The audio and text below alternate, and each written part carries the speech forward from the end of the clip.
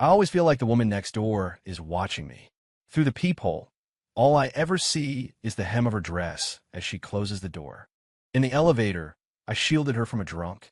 Her perfume coiled around me, her fingers pausing on my wrist. Are you afraid of me?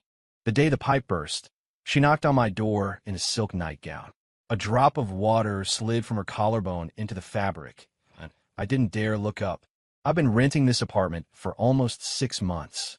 The corner store downstairs is always out of the good hot dogs. The laundry machine in the basement sounds like a tractor. I have no idea who lives next door. A woman, I think. A few times, coming home late, I've smelled perfume in the hallway. It's faint, a little bitter.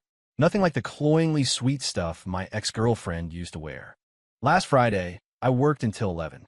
Just as the elevator doors were closing, someone called out, "Hold it, please." I hit the button. A woman walked in, her heels clicking on the floor. She stood next to me, but didn't press a floor. I realized she lived on the same one as me. The air filled with that same bitter, intriguing scent. The elevator jolted to a stop on the 4th floor. The lights flickered, then died. Only the emergency button cast a faint green glow. I heard her take a sharp, quiet breath. It's broken. I fumbled for my phone and turned on the flashlight. The beam hit her face, and she squinted.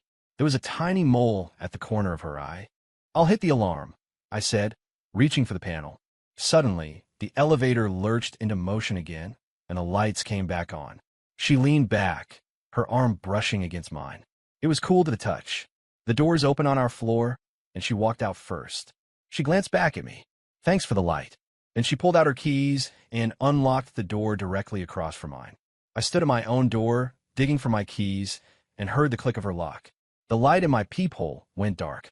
The pipe burst on Saturday morning. I was sound asleep when a hissing sound from the kitchen woke me up. I ran in to see the flexible hose under the sink had split. Water was spraying everywhere. I scrambled to shut off the main valve under the sink. I twisted it as far as it would go, but the water kept gushing. It wouldn't stop. I looked for my landlord's number, but of course my phone was dead. Water was already creeping into the living room. I grabbed a jacket, planning to run down to find the building's super. But when I opened my door, she was standing right there. She was wearing a nightgown, deep green silk that clung to her body. "You have a leak," she said, pointing up at her ceiling. Water was dripping down from her light fixture. "A pipe burst?" I said, frantic. "I can't get the valve to shut off." "The main shutoff is in the utility closet in the hall, behind the meters." She turned and walked toward the stairwell. I followed her, watching as she stood on her toes to open the metal door. Inside was a maze of valves and switches. "Which one?" I asked. "The blue one. Turn it clockwise." I reached for it, but it was rusted and wouldn't budge. She leaned in closer, her fingers brushing the back of my hand. "You have to force it." Her perfume, mixed with the damp air, filled my head. The valve finally groaned and turned. When I got back to my apartment, the water had stopped. But the kitchen and living room were a disaster zone. She stood in the doorway, not stepping inside. "You need to call a plumber." "My phone's dead," I said, defeated. "Use mine." She pulled a phone from the pocket of her silk robe and handed it to me. The screen was still warm from her touch. I called my landlord and explained the situation. He said he couldn't get anyone out until the afternoon. I thanked her and tried to hand the phone back. She didn't take it, her eyes fixed on my soaked sneakers. "You should clean up," she said. "I made coffee. You can come over for a cup while you wait." Without waiting for an answer, she turned, opened her door, and left it ajar. I changed into dry clothes and hesitated in front of her open door. Through the crack, I could see a pair of elegant, high-heeled slippers in the entryway. "Come in," her voice drifted from inside. I pushed the door open and stepped in. The living room was huge, the same layout as mine, but almost empty. White walls, a gray sofa, a glass coffee table. No photos, no art. The balcony door was open, and a breeze rustled the sheer curtains. She came out of the kitchen holding 2 white porcelain mugs. "No sugar," she said, sliding one across the table to me. I perched on the edge of the sofa. The mug was hot. "I'm Clara Sterling," she said. It was an unusual, classic name. "Ethan Carter." She nodded, as if she already knew. We drank our coffee in silence. It was bitter, but had a rich, deep aroma. She crossed her legs, and her nightgown slid up to mid-thigh. Her ankles were slim, her skin so pale I could see the faint blue of her veins. "What do you do, Ethan?" she asked suddenly. "I'm an animation, a storyboard artist. Work a lot of late nights." "Pretty much." She set her mug down, the porcelain making a sharp clink against the glass table. "I used to pull all-nighters all the time. And now I have an Etsy shop. I sell candles." She pointed to a shelf in the corner, lined with glass jars filled with colored wax. "Scented candles? Yeah, for relaxation, helping you sleep." My phone rang. The plumber had arrived. I stood up to leave. She walked me to the door. "If you need anything, just knock." The door closed behind me. The scent of bitter perfume lingered in the air. The pipe repair cost $300. My landlord refused to cover it, claiming it was my fault. I didn't have the energy to argue. My weekend was shot. At our Monday morning meeting, my director added a new demand. The client wanted to insert a big fight sequence. No extra budget, and they cut the deadline in half. My coworker, Dave, kicked me under the table. "Guess it's another all-nighter for us." At lunch, picking at his takeout container, Dave cornered me. "Man, the bags under your eyes have their own zip code. Didn't sleep well this weekend. Girl trouble." Pipe burst. A neighbor helped me out. Dave's eyebrows shot up. "Neighbor, male or female?" "Female. Younger than you." Dave was in his early 40s, divorced for 3 years, and hypersensitive to the topic of women. "She hot. I didn't really notice." "Yeah, right. Keep telling yourself that," he scoffed, shoveling in a mouthful of noodles. "Did she invite you in?" "We had a cup of coffee." Dave choked on his food, pounding his chest. "It was raining when I left work. I didn't have an umbrella, so I stood under the awning, waiting for my Uber." My phone buzzed with a text from an unknown number. "It's Clara. I paid for half of the plumbing repair." Attached was a Venmo notification. She'd sent me $1.50. I stared at the screen. How did she get my number? My account name. My ride pulled up. I squeezed into the back seat, watching the wet city lights smear across the window. I texted back, "You don't have to do that, but thank you." She never replied. When I got home, the hallway was filled with that familiar, bitter fragrance. A cardboard box with a shipping label was sitting in front of her door. I unlocked my door, then glanced back. The box was stamped with the words, "Aromatherapy Wax." On Tuesday night, I heard noises from next door again. It sounded like furniture being dragged across the floor. There was also a man's muffled voice. I ignored it, put on my headphones, and got back to editing a sequence. Around 1 a.m., I was starving. I went to the kitchen to make some instant ramen and heard a knock at the door. It was soft, but persistent. I looked through the peephole. It was Clara, her hair a mess. I opened the door. She was wearing the same dress from earlier, but the shoulder was slightly torn. "Can I borrow your phone?" Her voice was flat. "Mine's broken." I handed it to her. Her fingers were trembling as she took it. She dialed a number and held it to her ear. "It's me. I need you to come over. Now." She hung up and gave the phone back. "Thanks." She turned to leave. "Are you okay?" I asked. She paused, but didn't turn around. "I'm fine." Her door clicked shut. The next morning, the elevator arrived. We walked to the building entrance together. "I have a new candle in my shop," she said out of the blue. "It's very good for helping you sleep. Want to try it?" I caught the faint scent on her clothes. "No, thanks. I sleep fine." "You were editing until 3 this morning," she said matter-of-factly. I froze. "How did you?" "Your window reflects off the wall of my apartment." She gestured toward our building. "So you can see me working late? I can see your monitor light." A small smile touched her lips before vanishing. "Just try it. Consider it a thank you." She pulled a small metal tin from her purse and handed it to me. "Light it for 10 minutes before bed. Don't put it near the curtains." With that, she walked off toward a different subway entrance. I held the tin. There was no label. I opened it. Inside was a block of milky white wax. It smelled of that familiar, bitter fragrance. I lit the candle. The scent was genuinely relaxing. But I had a strange dream. I dreamed she was in the elevator with me, and it was plummeting. She was gripping my arm, her nails digging into my skin. "Ethan," she called out my name. I woke with a jolt. It was 4 a.m. On Saturday afternoon, I went to take out the trash and saw her door was open, propped open by stacks of cardboard boxes. She was struggling to lift one. "Need a hand?" I asked. She wiped her forehead. "New shipment. I have to get it to my storage unit." I helped her carry a dozen boxes. They were all raw materials for her candles. The storage unit was in the basement, damp and cold. When we were done, she handed me a bottle of water. "Let me buy you dinner." "You don't have to. I already bought groceries. It's too much for one person." Her kitchen was spotless, like it was never used. But she handled a chef's knife with practiced skill. I sat at the small kitchen island and watched her cook. She made a simple stir-fry and steamed fish. "Do you cook often?" "I used to. Then I got lazy." She opened a bottle of red wine and poured 2 glasses. "It's good," I said, tasting the fish. It was tender and perfectly cooked. "Are you cold? What do you think?" she asked, looking at me. Her eyes seemed lighter under the kitchen lights. I looked down and focused on my plate. After that, we started eating together sometimes. Occasionally at my place, sometimes at hers. I'd cook, she'd bring the wine. We didn't talk much, but the silence wasn't awkward. The project at work finally shipped.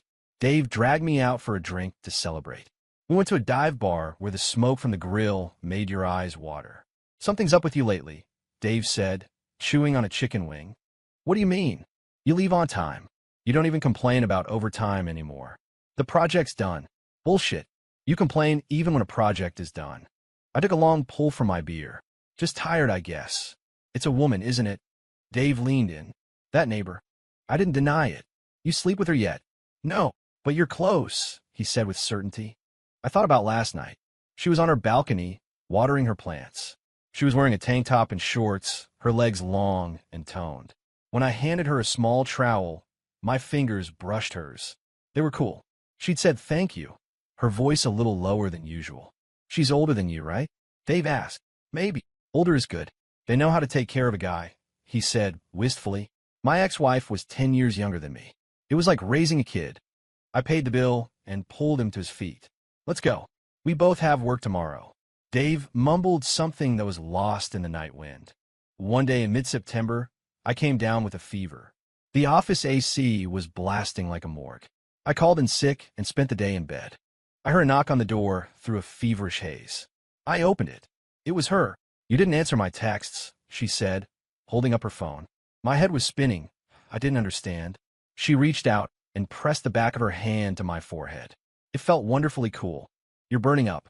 She helped me back to bed, got me a glass of water, and found some ibuprofen.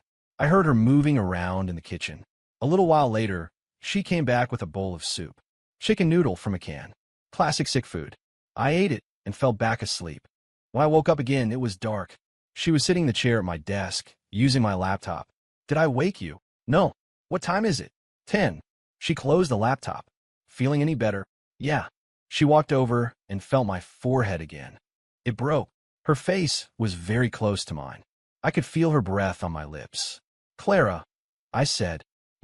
Why are you being so nice to me?" She didn't answer right away. The headlights of a passing car swept across the room, illuminating half her face. "What do you think?" she asked back. Then she straightened up. "Get some sleep. I'm leaving." After I recovered, I bought her a small thank you gift. A pair of simple glass tumblers that matched the style of her apartment. She accepted them. The next day, I found a small potted plant by my door. A pot hose with glossy, green leaves. For the 4th of July weekend, Dave invited me to go camping. I told him I couldn't make it.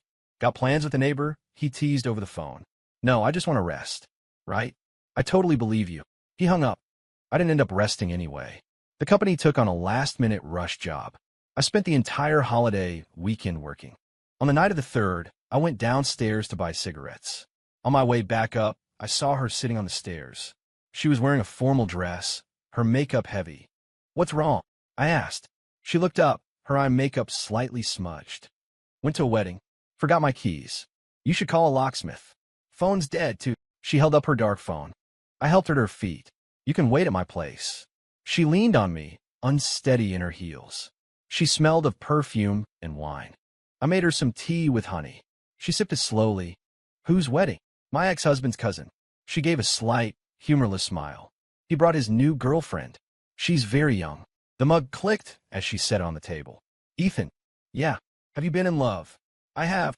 "Longest relationship?" 3 years. "Why'd you break up?" She said I was poor. Clara let out a short laugh. "Same old story." She leaned back into the sofa, the neckline of her dress dipping lower. "When I was 20, I thought love was the most important thing in the world. And now, I think a good night's sleep is more important. She closed her eyes. Her breathing slowly became deep and even. I found a blanket and draped it over her. As I turned off the lights, I saw her eyelashes flutter. She must have been dreaming. I woke up just as the sky was turning gray. The sofa was empty. The blanket was folded neatly on the cushion. There were sounds coming from the kitchen. She was at the stove, frying an egg. She'd changed out of the dress and was wearing my t-shirt and a pair of my sweatpants, the legs rolled up several times. "Morning," she said without turning around. "All you had were eggs and bread. That's perfect." We sat at my small dining table and ate breakfast. The morning sun slanted in, turning her hair a pale gold. "Thanks for last night," she said. "Don't mention it. I talk too much when I drink." "You didn't say much." I focused on my milk. She finished eating and took her plate to the sink. "I washed my dress. It's hanging on your balcony." "Okay." She walked to the door, then paused. "Do you have plans today?" "Overtime. Tonight. Probably more overtime." She nodded and left. The apartment smelled of fried eggs, and faintly of her. That afternoon, I was back at the office. Dave sidled up to my desk. Well, he said, pointing at my neck. "What? That a mosquito bite?" I touched a small red mark near my collarbone. "It wasn't a mosquito bite." "What happened last night?" Dave waggled his eyebrows. "My neighbor got drunk, fell asleep on my couch. And that's it. He walked away, looking disappointed. I stared at my monitor, my mind blank. I remembered last night, after she'd fallen asleep. I had bent down, thinking I should carry her to my bed. She had suddenly opened her eyes.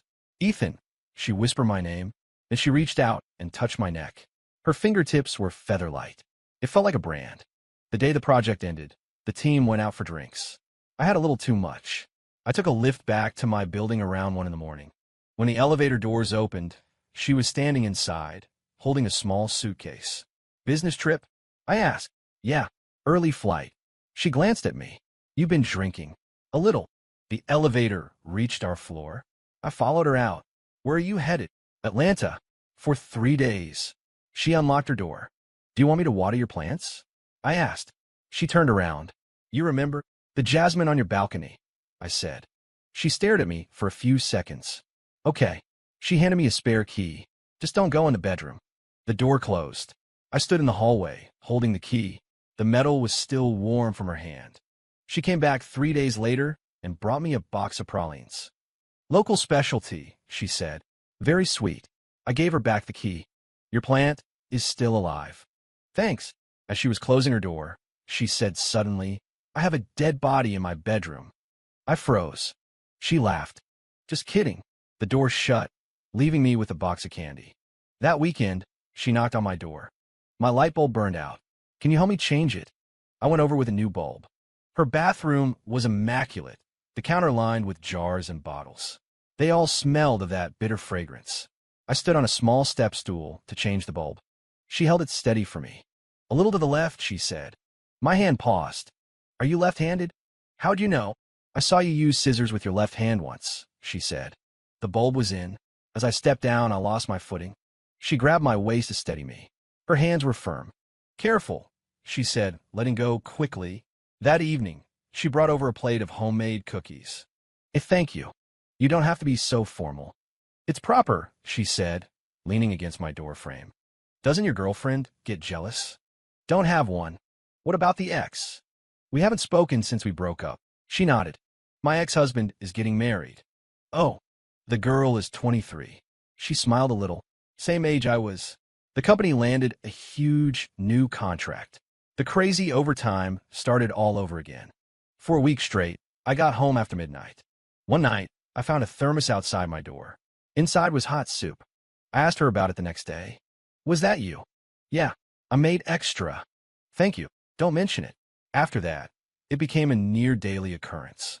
Sometimes it was soup, sometimes a different kind of broth. There was always a sticky note under the thermos. "Eat it while it's hot." The handwriting was thin and slanted. On Friday, I got off work early. I went to the market and bought a fresh fish. I knocked on her door. She opened it, wearing an apron. "Let me cook," I said, holding up the fish. She stepped aside. There was a pot simmering on her stove. "You feed me every day. It's my turn to pay you back," I said. She didn't say anything, just handed me an apron. I cooked while she watched from the side. My knife skills were better than she expected. You do this often? When you live alone, you can't order takeout every single day. The fish hit the hot pan with a sizzle. At dinner, she opened a bottle of nice red wine. To celebrate your project almost being over. How do you know? The bags under your eyes are getting smaller. She raised her glass. Congratulations. We were both a little tipsy by the end of the meal. She told me she used to study design. Then she got married and became a housewife. After the divorce, she started her own business. How did you get into candles? I asked. I was having trouble sleeping for a while. Making candles helped calm my mind. Did it work? Sometimes yes, sometimes no. She swirled the wine in her glass. Like right now, for instance. It's not working. On the last weekend of October, it rained. She called me. My storage warehouse is leaking. Can you come help? I took an Uber out there. It was in an old industrial park in the suburbs. The unit was filled with boxes and raw materials. Water was dripping steadily from a spot in the ceiling, soaking a few boxes below. We rushed to move everything. By the time we were done, we were both soaked. Her hair was plastered to her face. I'll buy you dinner, she said. The only place nearby was a small noodle shop. The hot soup brought us back to life. She picked at her noodles absently. On the way back, the taxi driver had a classic rock station on. She leaned against the window and fell asleep, her head gently bumping against the glass with the motion of the car. I put my hand against the window, cushioning her head. She leaned into it. It was a light pressure. She woke up as we pulled into our complex and realized her head was resting on my hand. Is it numb? She asked. A little. She rubbed my wrist. Her fingers were soft. The elevator was empty except for us. Our reflections stared back from the mirrored walls. No one got me a gift for my birthday this year, she said suddenly. When was it? Yesterday. I was stunned. You didn't say anything. I'm saying it now. The elevator doors opened. She walked out. Happy birthday, I said. She turned and smiled. It's expired. In early November, the temperature dropped. I caught a cold. No fever this time, but a hacking cough. I woke up coughing in the middle of the night and went to buy medicine. The lights of the 24-hour pharmacy were blinding. I paid for the cough syrup and a bottle of water. As I turned, I saw her by one of the aisles, holding a can of soup. You're awake too? She asked. Coughing, I said, holding up the box of medicine. I'm hungry. She shook the can. Minestrone. We walked back together through the empty streets. She opened the can of soup and handed it to me. Warm things are good for a sore throat. I took it. It was warm. In the hallway, she didn't go straight to her door. I have some throat coat tea. It's good for coughs. She unlocked her door and came back with a small box of tea bags. Thanks. I took it. Ethan, she said, stopping me. Yeah. It sucks being sick when you're alone, doesn't it? I nodded. You too. I'm used to it. She closed her door. I stood in the darkness, the lingering warmth of the soup can in my hand. Dave got married. He invited me to the wedding. The bride was someone he'd met through a dating app 3 months ago. The reception was loud and cheerful. I sat at a table in the corner. When Dave came around to toast our table, he slapped me on the shoulder. You're next, buddy. He was drunk, his face beet red. I just smiled and didn't say anything. On the subway home, I got a text from Clara. The light in the hallway is out. The super won't be here to fix it until tomorrow. It was already dark when I got off the train. I stumbled up the stairs in the pitch black. When I got to her door, it suddenly opened. A sliver of light spilled out. She was standing in it. I heard footsteps. Figured it was you, she said. She was holding her phone with the flashlight on. I'll light the way. She held the light steady. I fumbled with my keys, unable to find the keyhole. Her hand moved, steadying the beam right on the lock. Got it, I said, pushing the door open. Thanks. No problem. I went inside, and she closed her door. The hallway was plunged back into darkness. But the image of her, standing in the light, was burned onto my retinas. Her shop was having an anniversary sale, and she worked late. When I got home from my own late night, I saw her sitting on a bench downstairs, rubbing her ankle. Her heels were on the ground beside her. Sprained it? I asked. Just not used to these shoes, she said, looking up. Her makeup was heavier than usual. Was the sale a success? It was fine. I crouched down to look at her ankle. It was slightly swollen. Can you walk? I will in a minute. I sat down next to her. The late autumn wind was cold, and she was only wearing a thin blazer. "Are you cold?" I asked. "A little." I took off my jacket and gave it to her. She draped it over her shoulders, pausing for a moment as if she recognized my scent. "Why did your ex-girlfriend say you were poor?" she asked out of nowhere. "We had just graduated. We were poor. And now, a little better, but still poor." She smiled. "I've been poor, too. There was a time I ate nothing but ramen for a week." "How did you get through it?" "One day at a time." She looked at a distant streetlight. "Eventually, I realized that hard times are like a burned-out light bulb. You just have to replace it." I finished. She turned to look at me. "You learn fast." It was my birthday at the end of November. I'd completely forgotten. A happy birthday text from my bank was the only reason I remembered. I hadn't told anyone. As I was leaving work, Dave grabbed me. "It's your birthday. We have to celebrate." "How did you know?" "It was on your HR forms." He dragged me to our usual dive bar. Halfway through her second beer, my phone buzzed. It was a text from Clara. "Are you home?" "Out with a friend." "What time will you be back?" "Not for a while." An hour later, another text. "Back yet?" "Almost. I'll wait for you by your door." I paid the bill and hurried home. She was really there, standing in the hallway, holding a small box. "Happy birthday," she said, handing it to me. "How did you know?" "I saw it on the tenant registry in the lobby." Inside the box was a cake. It was small, and the frosting was a little melted. "I baked it myself." "It's probably not very pretty," she said. I unlocked my door. "Want to come in and have some?" She shook her head. "It's late. You've had a long day." She pressed the cake into my hands. "Eat it while it's fresh." She turned and went into her apartment. I sat at my table and ate the cake. It wasn't too sweet and had a hint of lemon. My phone lit up with a new text from her. "The candles are at the bottom of the box." I forgot to put them on. 20. December brought the first snow. It was light, melting as soon as it hit the ground. My cold came back with a vengeance. I called in sick again. She brought me dinner once. "I don't want to get you sick," I said. "I have a strong immune system." She set down a container of soup. That night, I couldn't sleep for coughing. I heard a knock. She was standing outside with a mug of hot honey lemon water. "I heard you coughing," she said. I let her in. She felt my forehead. No fever, just the cough. I drank the water. She sat on the edge of my bed. When I was little and I had a cough, my grandma would boil radishes with honey. "Did it work?" "Yeah, but it tasted awful." She smiled. Moonlight filtered through a gap in the curtains, tracing the line of her jaw. "Clara," I said. Why are you alone?" She was quiet for a moment. "Why are you?" "Haven't met the right person," I said. "Me neither." She stood up. "Get some sleep. If you're still coughing like this tomorrow, go to a doctor." She walked to the door. "Ethan." "Yeah. It's easy to get sick in the winter." "I know." The door closed softly. 21. The snow got heavier.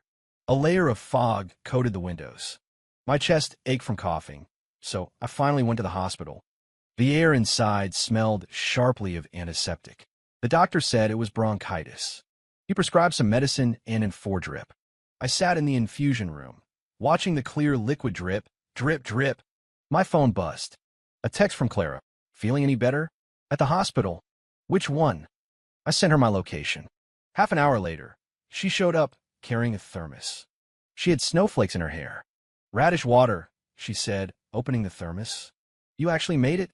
Just try it." I took a sip. It really did taste awful, but it warmed me up. She sat down and looked at the tape on the back of my hand. "How long is the drip?" "2 bags. Another hour or so. I'll wait with you." She took out her laptop and started processing orders for her shop. I leaned back and closed my eyes. The infusion room was noisy. Kids crying, people talking, but the sound of her typing was clear and steady. It was dark by the time I was done. A thin layer of snow covered the ground. She helped me out of the hospital and into a cab. In the glare of the headlights, the snowflakes danced wildly. "Are you cold?" "I'm okay." She reached over and pulled up the collar of my jacket. Her fingers brushed against my neck. "Still cool." 22. After I got better, something between us was different. I couldn't put my finger on it. It was like there was a thin sheet of paper between us, and neither of us wanted to be the one to break through it. At the company holiday party, I won a humidifier in the raffle. It was still in the box. I left it by my front door. The next day, I saw a large package outside her apartment. She was struggling to move it. Need help? Thanks. It was another shipment of candle supplies. It was incredibly heavy. I helped her carry it into her living room. As I turned to leave, I nearly tripped over a rug. She caught me, her hand lingering on my arm for a few seconds. I'm making stew tonight, she said. Another thank you? It's cold out. I wanted soup. She looked at the box. And I made too much for one person. The stew was beef and barley. She'd added a lot of pepper. It made my whole body feel warm. Does your ex-husband ever contact you? No. She blew on a spoonful of soup. He's married. They went on their honeymoon. That's good, I said. What about you? She looked up. What about me? Ever think about finding someone else? I'm busy, I said, finishing my soup. You? Me too. 23. Christmas Eve was bustling downtown. I was at the office, making last-minute changes to a presentation. It was 11 by the time I finished. The traffic was terrible. The driver had the radio on, playing one cheesy love song after another. I stared out the window at couples holding hands. I tried to remember what I was doing this time last year. Probably working overtime. When I got to my building, she was standing outside. She was wearing a red scarf and carrying a paper bag. I was starting to think you had a date, she said. Just work? I stomped the snow off my feet. What about you? Sold off the last of my holiday candles to a friend. We went upstairs together. The elevator was decorated with a cheap, plastic mistletoe. It looked fake. She looked up at the green plastic ring. Guess it's better than nothing, she murmured. She had a small Christmas tree in her living room. It was barely taller than her, but it was covered in ornaments. A client sent it to me, she explained. It's nice, I said. She pulled a box from the paper bag. Christmas present. I opened it. It was a dark gray scarf. I knitted it myself. It came out a little wide, she said, her tone casual. Thank you. I put it on immediately. It's warm. I pulled a box out of my own backpack. I was going to give this to you tomorrow. It was a new phone. You were always saying yours was broken, right? Her old phone was cracked on every corner. She didn't say anything, just opened the box. This is expensive. I won it in the company raffle. Didn't cost me a thing, I lied. She looked up at me. Thank you. Her voice was a little husky. 24. I didn't go anywhere for the 3-day New Year's weekend. On the second night, I heard a knock. Want to watch an old movie? She was holding her laptop. We sat on my couch and watched it. It was a black and white film about a man and a woman who meet on a train. The dialogue was slow. Halfway through, she fell asleep, her head coming to rest on my shoulder. Her breathing was soft and even. The light from the movie flickered across her face. I didn't move, not until the credits rolled.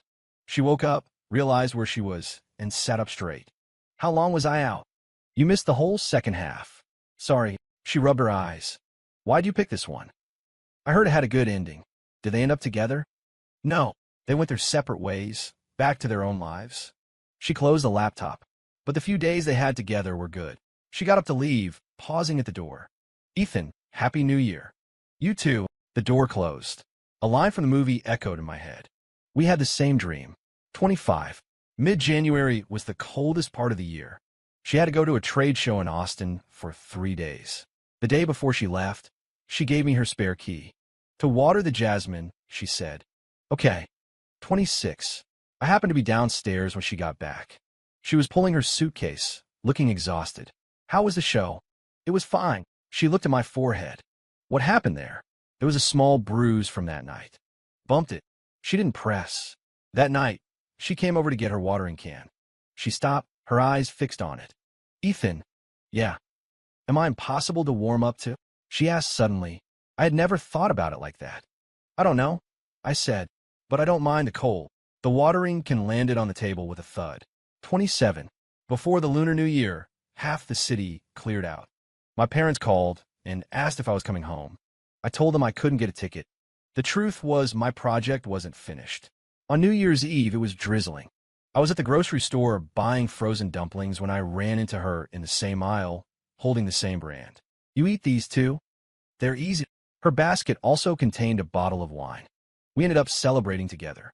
At my place, we ate my dumplings and drank her wine. The New Year's Eve show played on TV in the background. She drank a little too much. My parents emigrated last year, she said. Why? My brother had a kid. They went to help raise their grandson. She swirled her glass. They used to say my divorce brought shame on the family. Now they don't bother. My parents are always nagging me too, I said. About what? Getting married, having kids. I ate a dumpling. It was too salty. Do you want to? She asked, staring at the TV. I don't know. I haven't really thought about it. I have, she said, staring at the TV. But then I think about having to get used to a whole new person, and I just give up. At midnight, fireworks started going off outside. We stood on the balcony and watched. The rain had stopped, and the fireworks exploded in the damp air. Happy New Year, she said. Happy New Year, I replied. 28. In early March, the project was finally finished. I got a promotion and a raise. I took Dave out to dinner to celebrate. His wife was pregnant, and he was beaming. So what about you? What about me? The older sister next door. It is what it is. And what is that? He leaned in. Slept together yet? No. Held hands? No. You haven't even kissed? No. Dave stared at me, wide-eyed. What is this, a platonic thing? No. I didn't know how to describe it. On my way home, I got a text from her. The rent on my shop is going up. I might have to close. I called her. Her voice sounded tired. How much is it going up? Double. I can't afford it. What will you do? Take a break for a while, I guess. She paused. Maybe move to a different city. I didn't say anything. Only the sound of our breathing filled the silence. Ethan. Yeah. If I were gone, would you miss me? Yes, I said. In April, she closed her shop. I went to help her clear out the warehouse. There wasn't much, just enough to fill a small truck. She stood in the empty space. This is all I started with, she said. And this is all I have now. She kicked at an empty box in the corner. We went out for a final meal. The same little noodle shop. Where will you go? I asked. Not sure yet. Maybe somewhere in the south. She stirred her noodles. It's humid, but it's good for your skin. A fried egg appeared in my bowl. She had put it there. You've lost weight, she said. Over time. I ate the egg. I walked her home, and we ran into her ex-husband downstairs. He looked a lot better. He was with a young woman who was visibly pregnant. He saw us and froze for a second, then gave a slight nod and walked on. Clara didn't seem to react. Looks like he's doing well, she said. And you? I asked. I'm doing fine, too. In May, she told me she was leaving. Her flight was for the following Monday. I spent the weekend helping her pack. There weren't many books or clothes, mostly just her candle-making tools. Do you still want these? I asked, pointing to a box of molds. No, she said. When we were done packing, we sat on the floor and drank beer. The setting sun filled the room with boxes and long shadows. Feels like getting divorced again, she joked. This time you're divorcing the apartment, I said. She looked at me. Ethan, you're a good man. Don't put me in the friend zone. I laughed. I'm serious. She gripped her beer can. If I were 5 years younger. You'd still be fine now, I said. She shook her head. I'm tired. Do you understand? I understand, I said. But I didn't finish my thought. You can rest when you're tired. You don't have to run so far away. On Monday, I took the day off to see her off at the airport. The line for check-in was long. We stood at the back. Text me when you land, I said. Okay. Let me know when you find a place. Okay. Don't change your number. Okay. She went through security and waved. I stood there until I couldn't see her anymore. The first week after she left, everything was the same. Work, eat, sleep. The second week, I noticed the pothose plant had died. I forgot to water it. Dave asked me what was wrong. I told him nothing. He didn't believe me. She texted to say she'd arrived. The south was as humid as she'd expected. The walls were damp. She attached a photo from her window. Lots of green trees under a gray sky. I replied, get a dehumidifier. She replied, okay. In June, the rainy season started. I got a cold. There was no soup at my door. When I coughed, I thought about the taste of that radish water. One night, I walked past her old warehouse. It had been turned into a boba tea shop. It was loud and full of teenagers. I bought a lemonade. It was so sour it made my face pucker. The cashier told me I could have my own sugar. I didn't. In mid-July, I had a business trip to Atlanta. After I finished my work, I took an extra day off. I looked up the train tickets to her city. It was a 2-hour ride. I didn't tell her I was coming. I texted her when I got to the station. I'm at the train station. She replied half an hour later. Send me your location. She showed up wearing flip-flops, a little tanner than before. What are you doing here? I was in the area for work, I lied. She lived on the first floor of an old apartment building. It was damp, but it had a small yard, which was filled with jasmine plants. Smells good, right? She said a little proudly. Smells like your candles, I said. She cooked dinner. The kitchen filled with the smell of chili peppers. The food here is spicy, she explained. You didn't used to eat spicy food. People change. I stayed at a hotel nearby that night. She walked me to the door. You're leaving tomorrow? Afternoon train. I'll see you off. You don't have to. You're busy. She came to the station the next day anyway, carrying 2 boxes of pastries. Local specialty. For your coworkers, she said. Thanks. The waiting room was crowded. We sat on the hard plastic chairs. How are things here? I asked. Besides the humidity, it's fine. In work, found a job at a design firm. It's pretty chill. The announcer called my train for boarding. I stood up. Ethan, she said. Yeah. Thanks for coming. Of course. I went through the gate and looked back. She was still standing there. She waved. We kept in touch sporadically after that. She posted photos of her jasmine flowers on Instagram. I liked them. In August, I was assigned to a new project. I had to be on site in Silicon Valley for 3 months. Before I left, I mailed her a package. A box of the candies she used to like, the ones that came in a moisture-proof tin. She texted me after she got it. The candy is very sweet. It's humid there. Make sure you eat it, I replied. One day in September, I worked until dawn. I got back to my hotel, and my phone was dead. I plugged it in and turned it on. A string of missed calls from her. I called back. She picked up immediately. Are you okay? My phone died. I just got back to the hotel. I thought something happened to you. Her voice sounded strange. What's wrong? I had a dream you were in a car accident. She paused. It scared me. I walked to the window. The city lights of San Jose burned brightly. I'm fine, I said. Good. She didn't hang up. Clara. Next spring, I'm coming to see the jasmine, I said. The line was quiet for a moment. Okay, she said. The project wrapped up early. I was back home by New Year's. At the company party, I won a small prize, a microwave. I took the cash equivalent instead. On New Year's Eve, I made dumplings. I couldn't eat them all, so I froze half.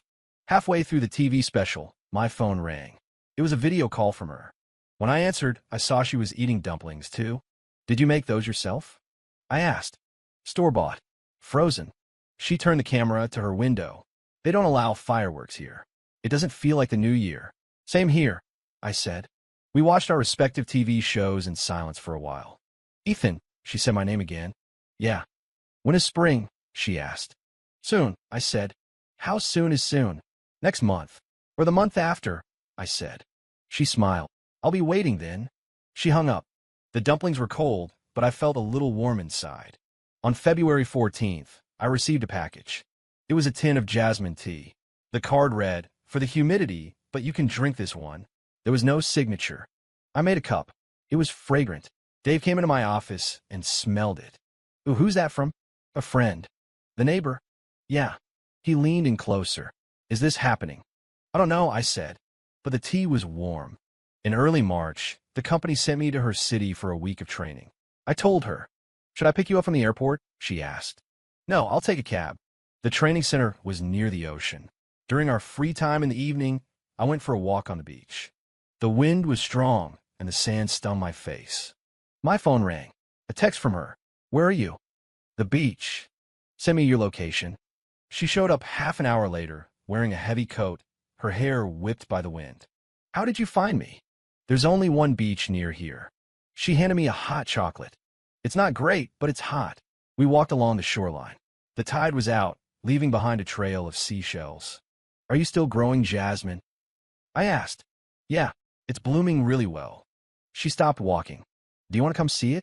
On the last day of my training, I went to her place. The jasmine really was beautiful.